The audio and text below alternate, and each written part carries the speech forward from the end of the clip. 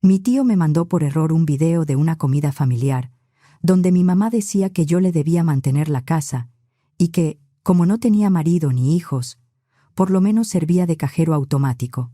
Después mi tía remató que, sin dinero, yo era inútil. Todo eso mientras yo llevaba 4 años pagando la hipoteca de esa casa, 20,000 pesos al mes, 960,000 pesos en total. Guardé el video. No reclamé nada. Y esperé a que llegara el siguiente pago. Ese día mi mamá me llamó desesperada. Bueno, voy desde el principio. Me llamo Lucía, tengo 32 años y trabajo como gerente de compras en una empresa de logística en la Ciudad de México. La oficina está por Santa Fe, así que mis días empiezan temprano. Si salgo después de las 6:30, el tráfico de Constituyentes o de Periférico puede convertir el trayecto en 1 hora y media de cansancio antes de llegar al escritorio. Vivo sola en un departamento pequeño en la colonia Narvarte. Es interior, antiguo, sin estacionamiento y con una cocina diminuta, pero es mío. Era el primer lugar donde podía cerrar la puerta y sentir que nadie me estaba cobrando nada. Mi mamá se llama Elvira. Mi hermana mayor, Mónica, me lleva 3 años. Mi papá murió cuando yo tenía 8. Después de eso, mi mamá nos sacó adelante como pudo. Trabajó muchos años como enfermera en hospitales privados y clínicas pequeñas. Hacía turnos pesados, guardias largas, noches enteras sin dormir. También cotizó de manera irregular. Y cuando dejó de trabajar, no tenía grandes ahorros. Su pensión era baja. No había fondo sólido, ni inversiones, ni una cuenta para emergencias. Solo lo justo para ir pasando. Hace 4 años me llamó por teléfono. Lucía, necesito hablar contigo de algo importante. Su voz sonaba tensa. ¿Qué pasó, mamá?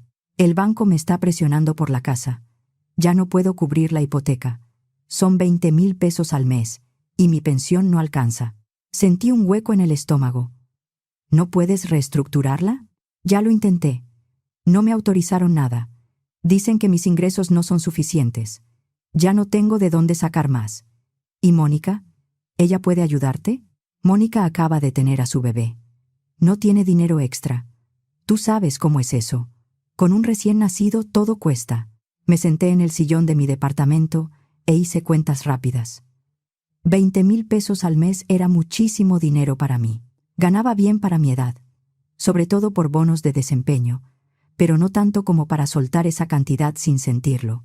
Aún así, era la casa donde crecí, la casa de Coyoacán donde había vivido mi papá, el patio donde él se sentaba los domingos a tomar café, la sala donde todavía estaba una foto suya enmarcada.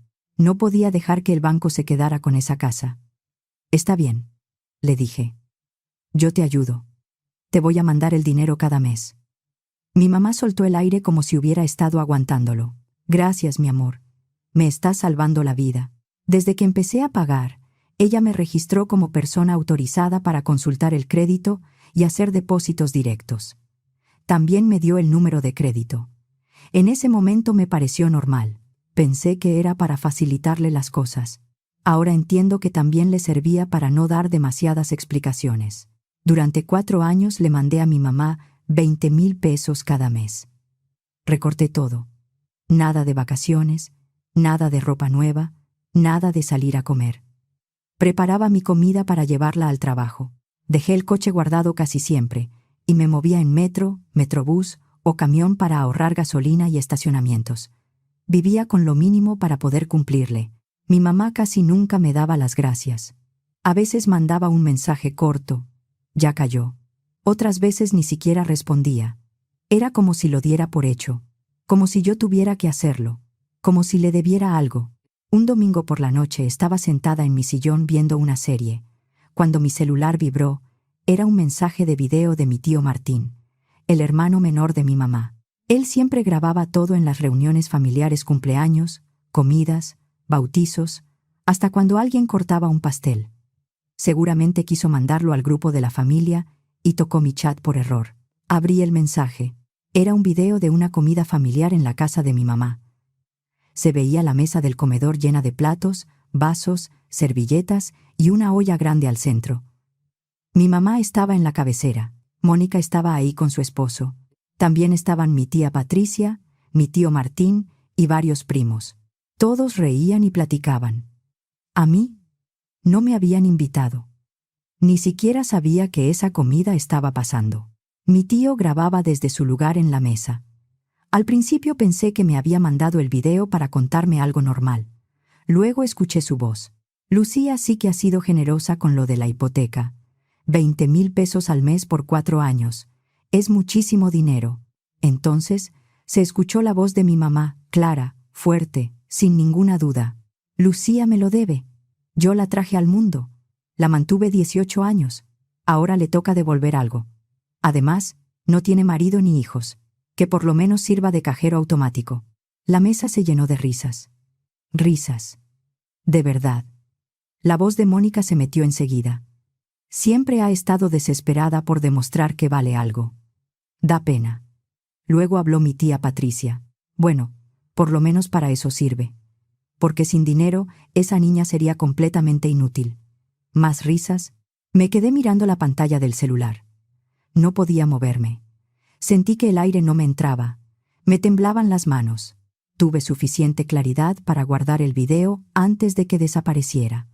2 minutos después, el mensaje fue borrado. Mi tío Martín seguramente se dio cuenta de que se lo había mandado a la persona equivocada. Esa noche no dormí. Vi el video una y otra vez. Cada vez que escuchaba la voz de mi mamá, me dolía más. No era solo lo que decía, era cómo lo decía, con seguridad, con desprecio, como si estuviera hablando de una empleada que le estorbaba, no de su hija. Empecé a recordar mi infancia. Después de que murió mi papá, mi mamá se metió de lleno al trabajo. Casi nunca estaba en casa. Mónica y yo prácticamente crecimos solas. Pero de alguna forma, Mónica se volvió la favorita. Ella era la bonita, la sociable, la que mi mamá presumía con sus amigas. Yo siempre estaba al margen, siempre tratando de demostrar que también valía algo.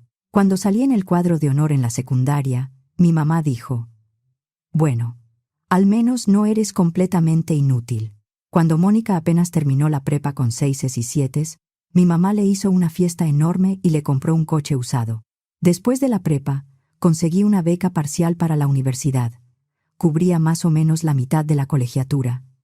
Para pagar el resto, trabajé en 2 lugares. En las mañanas atendía en una cafetería y en las noches limpiaba oficinas corporativas. Vivía agotada. Estudiaba entre turnos. Dormía poquísimo. Mi mamá nunca se ofreció a ayudarme. Decía que yo era inteligente y que podía resolverlo, pero a Mónica sí la ayudó. Le pagó renta cuando se salió de la casa. Le compró muebles, ropa, cosas para el bebé, lo que hiciera falta. Yo me gradué en administración de empresas. Conseguí un buen empleo. Trabajé duro. Y cuando mi mamá me llamó 4 años atrás para pedirme ayuda con la hipoteca, dije que sí, sin dudar, porque pensé que tal vez por fin estaba haciendo algo que para ella sí importaba. Pero no, solo era su cajero automático. A la mañana siguiente llamé al banco. Necesitaba saber exactamente cómo estaba la hipoteca. «Estoy llamando por el crédito hipotecario de una propiedad en Coyoacán», dije. «Estoy registrada como persona autorizada para consultar el crédito y hacer pagos». La mujer revisó el sistema, me hizo varias preguntas de seguridad y puso la llamada en espera. Después, volvió. «El saldo pendiente ronda los 180,000 pesos. El siguiente pago vence en 2 semanas, el lunes. Si se mantiene el calendario, el crédito quedaría liquidado en unas 9 mensualidades. También veo que el crédito ya tiene antecedentes de convenios incumplidos y cargos acumulados, así que es importante no retrasarse». Le di las gracias y colgué. Me senté en la mesa de mi cocina, con la computadora portátil abierta. Empecé a juntar documentos. Descargué todos mis estados de cuenta donde aparecían las transferencias a mi mamá. 4 años de depósitos. 20,000 pesos cada mes. Guardé cada comprobante en formato PDF. Luego revisé mis correos. Cada confirmación, cada mensaje donde ella decía que había recibido el dinero. Cada captura de pantalla donde yo le preguntaba si ya le había llegado el pago. Todo lo organicé en una carpeta. El siguiente pago vencía en 2 semanas, un lunes. Decidí que no iba a pagarlo. Pero no le dije nada a mi mamá. Quería ver qué pasaba. Ese fin de semana redacté un correo largo. Expliqué todo. Que había pagado la hipoteca durante 4 años. Que mi mamá me había llamado cajero automático a mis espaldas. Que mi propia familia se había reído mientras ella y los demás hablaban de mí como si yo no fuera una persona. Adjunté el video, los estados de cuenta, las confirmaciones de transferencia y las capturas de mensajes. No se lo mandé a todo el mundo. Se lo mandé a quienes estaban en esa comida, a familiares cercanos que mi mamá había usado para presionarme, y a 2 personas de la parroquia que aparecían en mensajes donde ella decía que nadie la ayudaba. No necesitaba inventar nada. Solo quería que vieran lo que yo había estado cargando en silencio. Llegó el lunes. El pago vencía ese día. Mi celular sonó a las 9 de la mañana. Era mi mamá. Lucía, hoy vence la hipoteca. No veo la transferencia. No, voy a pagarla. Hubo silencio. ¿Cómo que no vas a pagarla? No te voy a mandar más dinero. Ya me cansé de ser tu cajero automático. Del otro lado no se escuchó nada por unos segundos.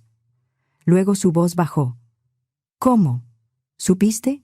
El tío Martín me mandó un video por error. Escuché todo lo que dijiste de mí. Que te debo. Que como no tengo marido ni hijos, por lo menos sirvo para pagarte la casa. Lucía, eso fue una plática. Estás exagerando. Tú sabes cómo se dicen cosas en una comida familiar. Escuché exactamente lo que dijiste y cómo lo dijiste. Se acabó. Colgué antes de que pudiera responder. Abrí mi correo y lo envié. En menos de 1 hora mi celular empezó a volverse loco. Llamadas, mensajes, audios. Dejé casi todo en buzón, pero leí los mensajes. Mi tío Martín escribió: Lucía, perdóname. No sabía que tu mamá te trataba así. Pensé que había sido un mal comentario de mal gusto. Nunca me hubiera reído si hubiera sabido todo. Mi tía Patricia escribió: Estás haciendo público un asunto privado de familia. Esto es un drama innecesario. Mónica escribió: Estás destruyendo a la familia por un comentario tonto. ¿Tienes idea de lo que acabas de hacer? Mi mamá mandó varios mensajes furiosa. El último decía: Para mí, ya no eres mi hija. También llegaron otros mensajes. Mi prima Andrea escribió: No tenía idea de que tú estabas pagando la hipoteca de tu mamá. Lo que dijo en ese video fue horrible. Lo siento muchísimo. Una vecina de mi mamá, doña Teresa Patiño, me escribió: Siempre pensé que eras una muchacha muy noble. Me dejó helada lo que vi. Después, recibí una llamada de alguien que no conocía. ¿Hablo con Lucía? Sí. Mi nombre es Laura García. Soy parte del comité de ayuda de la parroquia a la que asiste tu mamá. Recibí tu correo con el video y los documentos. Necesito preguntarte algo. ¿Tú has estado pagando la hipoteca de tu mamá durante los últimos 4 años? Sí, 20,000 pesos al mes. Laura guardó silencio un momento. Tu mamá ha estado recibiendo apoyo económico de la parroquia. Durante los últimos 3 años, nos dijo que estaba a punto de perder su casa y que ninguna de sus hijas la ayudaba económicamente. Me dio náusea. ¿Qué? Ha recibido cerca de 10,000 pesos mensuales durante 3 años. El comité va a revisar transferencias, recibos y acuerdos internos. Gracias por hacernos llegar esta información. Cuando colgué, me quedé sentada sin moverme. Mi mamá había recibido dinero de la parroquia mientras yo le mandaba 20,000 pesos al mes. Les había mentido a ellos. Les había mentido a todos. Esa tarde mi mamá publicó algo en Facebook. Mi propia hija me traicionó y está difundiendo mentiras para destruir mi reputación. La crié, la amé y así me paga. Los comentarios empezaron a llegar. Algunas personas la apoyaban, sobre todo las que no conocían la historia completa. Pero otras, las que habían recibido mi correo, respondieron cosas como: Yo vi el video. Eso no son mentiras. Tal vez debiste tratar mejor a tu hija. Al día siguiente, Mónica se presentó en mi oficina. No pasó de recepción. Se quedó en el área de recepción gritando mi nombre delante de empleados, visitantes y personal de seguridad. Estás destruyendo la vida de mamá. Estás rompiendo esta familia. Todo porque te lastimaron tus sentimientos. El personal de seguridad se acercó. Señora, tiene que retirarse. La acompañaron hasta la salida. Mis compañeros se quedaron mirándome. Yo regresé a mi oficina, cerré la puerta y llamé a mi abogada, Jimena Torres. Necesito hablar contigo de algo que pasó hoy. Le conté todo. El video, el dinero, el engaño a la parroquia, Mónica llegando a gritarme al trabajo. Lo primero es dejar constancia, me dijo Jimena. Pide el reporte de seguridad y guarda cualquier grabación del área de recepción. Si Mónica vuelve a buscarte, a amenazarte o a presentarse en tu trabajo, pedimos medidas de protección. Lo que hizo hoy ya es acoso. Está bien, hagámoslo. 2 semanas después, Laura García me llamó de nuevo. El comité terminó la revisión interna. Tu mamá recibió de forma irregular aproximadamente 360,000 pesos durante 3 años. Vamos a exigir la reparación del daño y ya presentamos una denuncia ante el Ministerio Público por posible fraude. Le di las gracias y colgué. Mi mamá estaba en un problema real. Ya no era solo un conflicto familiar. Había una denuncia y documentos que la comprometían. Unos días después, Andrea me llamó. ¿Podemos vernos? Necesito hablar contigo de algo. Nos reunimos en una cafetería cerca de mi oficina, ya por la tarde, cuando el tráfico de Santa Fe empezaba a ponerse pesado. Andrea se veía nerviosa. Movía la taza entre las manos sin tomar café. Hace 2 años, tu mamá me llamó, me dijo. Me dijo que tú y Mónica no la estaban ayudando, que iba a perder la casa. Me pidió 200,000 pesos. Me quedé helada. ¿Se los diste? Sí. Me prometió que me los iba a pagar, pero nunca lo hizo. No quise hacer un problema porque es familia, pero después de ver el video y enterarme de que tú has estado pagando la hipoteca todo este tiempo, entendí que también me mintió a mí. Lo siento mucho, Andrea. No es tu culpa, solo quería que lo supieras, y si necesitas que yo declare sobre esto, lo voy a hacer. 3 semanas después, me llamó el tío Martín. Tu mamá está muy mal, Lucía. Está bebiendo mucho. No sale de la casa. Dice que va a perderlo todo. No dije nada. Él siguió hablando. El banco no estaba empezando desde cero. Al parecer tu mamá ya traía avisos y convenios incumplidos desde antes. Tu pago era lo único que la mantenía al corriente. Ahora que falló, reactivaron el procedimiento para recuperar la propiedad. Sentí una mezcla de coraje y cansancio. Otra cosa que ella nunca me había contado. También hay predial atrasado, cargos moratorios y gastos legales, agregó.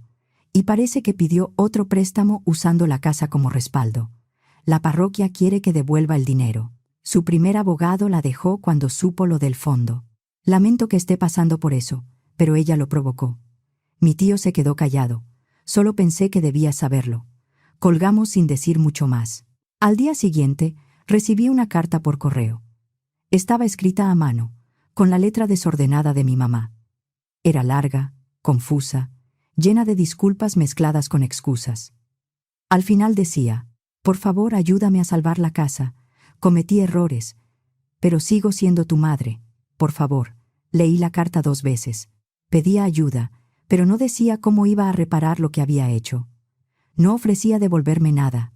No mencionaba a la parroquia más que para decir que todos estaban siendo injustos con ella. Me senté en la mesa de mi cocina y escribí una respuesta corta.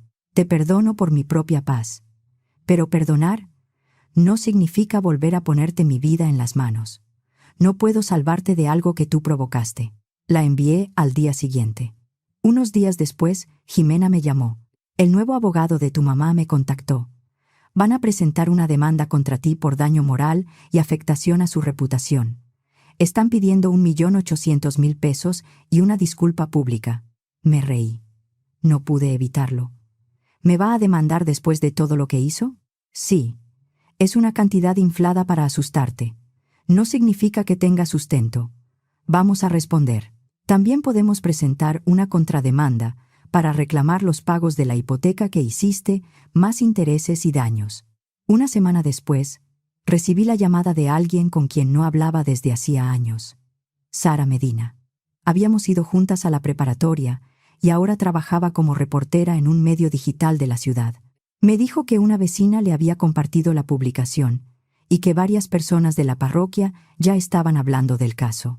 Lucía, quiero preguntarte algo con cuidado, me dijo. ¿Aceptarías dar una entrevista? No para exhibir direcciones ni datos privados. Pero esto ya no es solo un pleito familiar. Hay una parroquia, dinero, documentos y una denuncia. No respondí de inmediato. Una parte de mí quería mantenerlo privado. Otra parte estaba cansada de que mi mamá siguiera diciendo que yo mentía. Antes de aceptar, llamé a Jimena. ¿Me puedo meter en más problemas si hablo? Puedes contar tu historia, pero con cuidado, me dijo. Nada de direcciones, nada de datos privados innecesarios, solo hechos que puedas probar. Y si el medio muestra algo, que oculte información sensible. Con eso claro, llamé a Sara. Está bien, dije. Lo haré. La entrevista salió 3 días después. Sara hizo un buen trabajo. Explicó todo con claridad, cómo había pagado la hipoteca durante 4 años, cómo mi mamá me había llamado su cajero automático, cómo había recibido dinero de la parroquia diciendo que nadie la ayudaba. El medio no mostró direcciones ni datos personales. Solo usó un fragmento del video, con el audio de la voz de mi mamá y los rostros de terceros difuminados. Después de eso, más gente se enteró. La nota se compartió en Facebook, en grupos vecinales y entre personas de la parroquia. Mi celular no dejaba de sonar. Algunas personas me apoyaban. Otras decían que yo había hecho mal en exponer a mi madre públicamente. Pero la parte del dinero de la parroquia indignó a muchos. Nadie ve con buenos ojos que alguien le quite recursos a una comunidad que intenta ayudar. El banco siguió con el proceso que ya venía arrastrándose desde antes. No fue de un día para otro. Hubo notificaciones, llamadas, plazos y documentos. Pero mi mamá ya no tenía cómo ponerse al corriente. Meses después, el primer remate quedó programado. Antes de eso me encontré con mi mamá por accidente en un supermercado de Coyoacán donde ella compraba desde hacía años. Yo había pasado por ahí después de una cita con Jimena. Era mediodía, no había tanta gente, y la vi en el área de frutas. Se veía muy mal. Tenía el cabello grasoso y descuidado. Había bajado de peso. La ropa le quedaba floja y arrugada. Me vio y caminó hacia mí. Lucía, por favor. Necesito ayuda. La parroquia quiere su dinero. El banco va a quitarme la casa. Mónica no puede ayudarme. Tú hiciste esto. Cometí errores. Pero sigo siendo tu madre. No puedes abandonarme así. Tú me abandonaste toda la vida. Me llamaste inútil. Me usaste por dinero mientras le decías a todos que yo no te ayudaba. Le quitaste dinero a personas que confiaron en ti. Su cara cambió. La desesperación desapareció y apareció la rabia. Tienes lo peor de tu padre. Ese orgullo y ese rencor. No metas a mi papá en esto. Él no fue quien me usó por dinero. Eres una malagradecida. No, ya no voy a pagar otra vez para que después te burles de mí. Me fui. Escuché que gritó algo detrás de mí, pero no volteé. Un tiempo después, Jimena me llamó con una actualización. El juicio civil está programado para el mes que viene, pero el abogado de tu mamá llamó esta mañana con una propuesta de acuerdo. Ellos retiran la demanda completa. Desaparece la exigencia del 1.800.000 pesos y la disculpa pública. A cambio, tú no reclamas la devolución de los 960.000 pesos que pagaste de la hipoteca. Cada quien sigue su camino. ¿Y lo de la parroquia? Eso sigue aparte. La denuncia y la reparación del daño continúan. Ese acuerdo no lo puede borrar. Entonces mi mamá no me devuelve nada de lo que le mandé. Eso están ofreciendo. Tú decides. Lo pensé. 960.000 pesos era muchísimo dinero. Pero ir a juicio también costaba. Honorarios, tiempo, permisos en el trabajo, desgaste, estrés. Y la verdad, yo solo quería que se acabara. Acepto el acuerdo, dije. Quiero seguir con mi vida. Está bien. Les aviso. El acuerdo se cerró una semana después. La demanda desapareció. No recuperé mi dinero, pero tampoco tuve que vivir un juicio largo. El remate de la casa ocurrió como estaba previsto. La propiedad se vendió por más de lo que quedaba de la hipoteca, pero no era solo ese saldo. Había intereses moratorios, predial atrasado, gastos legales, comisiones, pagos pendientes y el otro préstamo que mi mamá nunca mencionó. Después de cubrir todo eso, recibió alrededor de 480.000 pesos. Por el tío Martín supe que no le alcanzó para comprar algo parecido a la casa que perdió. Usó parte de ese dinero para dar un enganche y arreglar el traspaso de una casa vieja en Los Reyes La Paz, Estado de México. Era pequeña, deteriorada, con humedad y paredes cuarteadas. La tía Patricia, quizá por culpa o por no dejar sola a su hermana, le prestó algo más para hacerla habitable. El caso de la parroquia siguió avanzando. Meses más tarde, ante un juez de control, mi mamá aceptó una suspensión condicional del proceso. Tenía que devolver los 360,000 pesos, cumplir condiciones durante año y medio y mantenerse bajo supervisión. Si no cumplía, el proceso penal podía seguir. Mónica dejó de hablarme por completo. Publicó en redes sociales que yo era una traidora que había destruido a nuestra familia. Me bloqueó de todos lados. 6 meses después de firmar el acuerdo, mi jefe me llamó a su oficina. Lucía, estamos muy satisfechos con tu trabajo. Queremos ofrecerte un ascenso gerente senior de compras. Mejor sueldo, más responsabilidad y una oficina más amplia. Acepté de inmediato. Mi nueva oficina tenía una ventana con vista a la ciudad. Me senté en mi escritorio nuevo y miré los edificios, las avenidas, el movimiento de la Ciudad de México debajo de mí. Por primera vez en años, no estaba calculando cuánto tenía que quitarme para sostener a alguien más. Unos días después de ese ascenso, me reuní con Andrea para tomar café. Desde todo lo que pasó, habíamos hablado más. Ella fue de las pocas personas de la familia que se puso de mi lado. ¿Has sabido algo de tu mamá?, me preguntó. No. No he hablado con ella. Y no quiero. Andrea movió el café con la cucharita. Se veía incómoda. He escuchado algunas cosas por otros familiares. Pensé que debías saberlo. Vive en esa casa vieja de Los Reyes La Paz. Está trabajando en 2 lugares para devolverle el dinero a la parroquia. En el día trabaja en un supermercado y en la noche limpia oficinas. No dije nada. Una parte de mí se sintió mal, pero sobre todo me sentí vacía. Está bebiendo mucho, siguió Andrea. El tío Martín fue a verla el mes pasado. Dijo que la casa olía a alcohol y que había botellas vacías por todos lados. Casi no habla con nadie, excepto con la tía Patricia. ¿Y Mónica? Mónica también dejó de hablarle. Después de que se vendió la casa y tu mamá ya no pudo darle dinero, se alejó, no me sorprendió. Mónica siempre había estado cerca de las personas mientras pudiera obtener algo. Tu mamá está bastante sola, dijo Andrea. Va al trabajo, vuelve a la casa y bebe. Eso es todo. Solo pensé que debía saberlo. Terminamos el café y hablamos de otras cosas. Andrea me contó de sus hijos, de su trabajo, de su vida. Cosas normales. Se sintió bien tener una conversación que no girara alrededor de mi mamá. Después de todo lo que pasó, decidí hacer cambios en mi propia vida. Durante 4 años, había mandado 20,000 pesos mensuales a mi mamá. Ahora ese dinero volvía a ser mío. Por fin podía usarlo sin pedir perdón. Me mudé de mi departamento pequeño a uno más bonito. Seguía siendo de una recámara, pero era más amplio, con mejor luz y una vista hermosa. Compré muebles nuevos. Lo decoré como yo quería. Por primera vez, sentí que no solo estaba sobreviviendo. También empecé terapia. Necesitaba hablar con alguien de todo lo que había pasado. Mi terapeuta, la doctora López, me ayudó a entender que el trato de mi mamá no era mi culpa, que yo no le debía mi vida solo porque me había traído al mundo, que tenía derecho a protegerme. Retomé cosas que siempre había querido hacer y nunca había podido por falta de tiempo o dinero. Tomé clases de cerámica, entré a un club de lectura y empecé a viajar de vez en cuando. Fui a Oaxaca y vi el mar en Puerto Escondido. Un fin de semana fui a Valle de Bravo y me quedé sentada frente al lago sin mirar el reloj. También empecé a salir con alguien. Se llamaba Andrés. Lo conocí en una cafetería cerca de mi oficina. Era ingeniero en sistemas, tranquilo, divertido y amable. Pero lo que más me gustó fue que de verdad escuchaba cuando yo hablaba. Llevábamos 3 meses saliendo y todo iba bien. Un sábado por la mañana, Andrés y yo desayunábamos en mi departamento. Estábamos sentados en el sillón, tomando café y comiendo panqueques con miel, cuando me preguntó por mi familia. ¿Hablas alguna vez con tu mamá?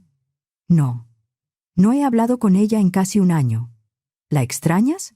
Lo pensé. No.